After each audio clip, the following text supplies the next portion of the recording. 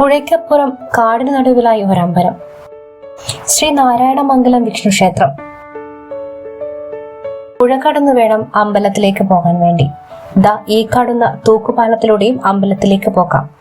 പക്ഷെ ഇത് താൽക്കാലികമായി നിർമ്മിച്ച പാലം മാത്രമാണ്.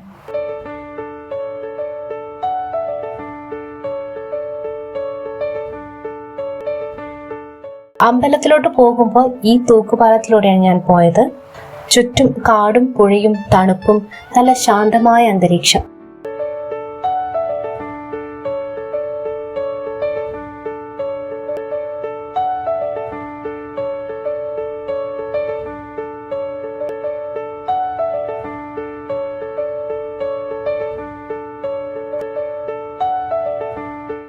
തൊഴുത് അമ്പലത്തിൽ നിന്നും തിരിച്ചു മടങ്ങിയത് പുഴ കടന്നാണ്.